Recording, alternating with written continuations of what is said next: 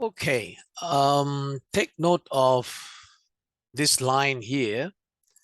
You can relate it to the example that we just talked about, non-decreasing transformation.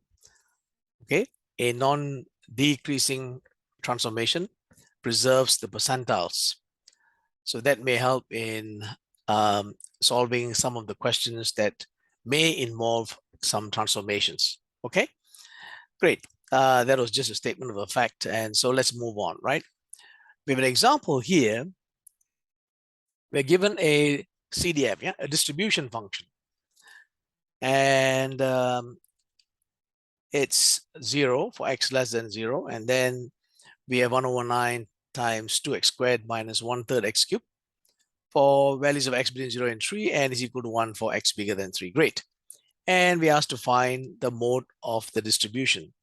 So when you ask to find the mode of this distribution, well, remember what we talked about earlier. Find the PDF and find the value of x, which maximizes the PDF. And that's it, right? So we need the PDF. So we know that, let me look at my sheet of paper. So we know let me write it down, right? We know the CDF is what? 1/9 2x squared minus 1/3 x cubed. I'm not writing the whole thing, right? You can look at it. It's given to you above. Yeah. So this is the CDF that's of interest to us, and so we need to take the derivative. Yeah, we want to get the density function. So when you differentiate this, don't you can leave this alone. Okay, you can think of UV if you like. Yeah. So write this down 1/9, and then you differentiate what's inside here. You will get 4x minus x squared. Great. Okay. So this is the PDF, right? Now you need to find the value of x that maximizes this. Again, you need to find the value of x that maximizes this function. Now, before we do derivatives and all that, right? Before we do derivatives and all that, that's easy to do, right? But look at this, right? This is a quadratic function, okay? From your algebra days, right? When you're younger, you look at this is a quadratic function. One look at it, you know, right? This quadratic function is maximized when x equals to 2, right?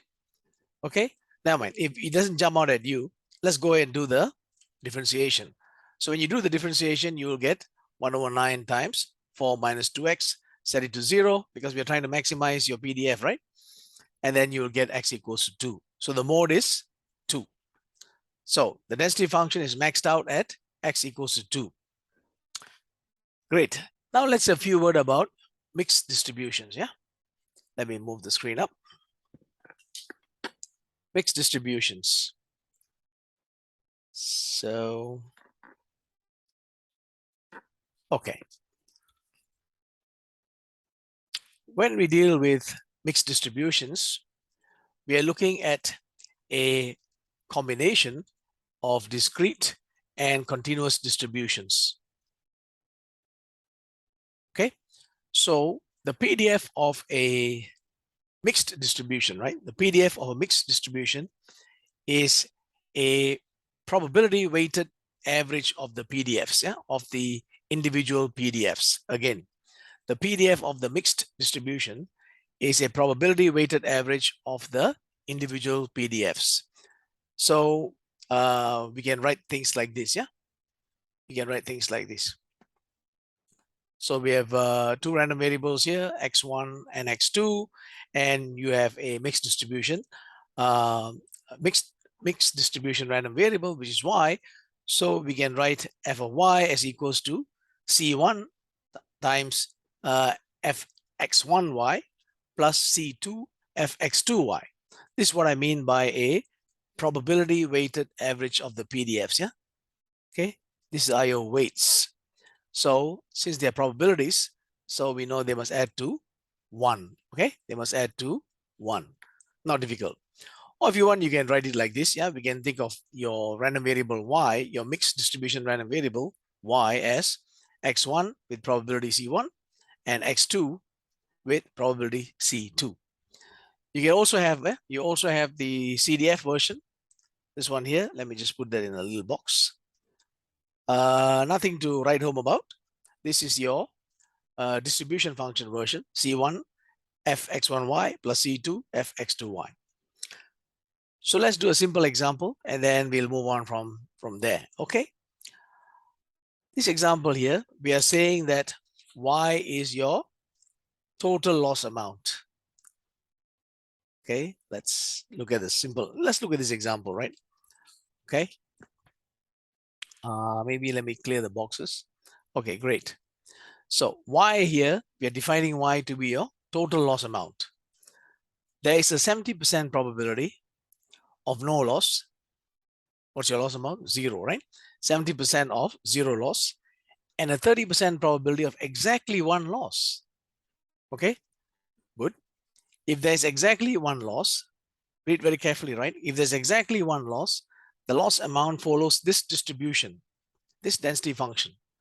Okay, if there is exactly 1 loss, the loss amount follows this density function, e to the power minus x for x bigger than 0. So let's deal with this. Yeah, let's write this. This one is pretty standard because we know this. This is your CDF of y, which will be equals to probability y less than equals to y, right? This is your definition. Yeah, this is your definition of CDF.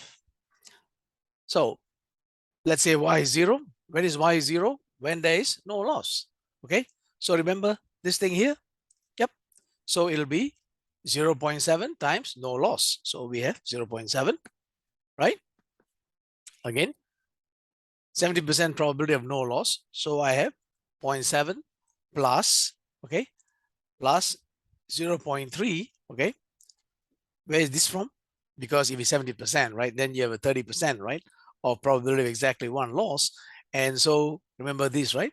So that will be 1 minus 0.7, which will be 0.3. And you have your, this is your CDF for, if I can call it x2, right? When you have exactly 1 loss. Remember, we are going from 0 to y, e to the power minus t dt. Okay, you clean this up. This is a simple integral. Okay, a simple integral for us to solve, and you'll get this answer here. Do that yourself, right? And then if you open this up, you'll get 1 minus 0.3 times e to the power minus y.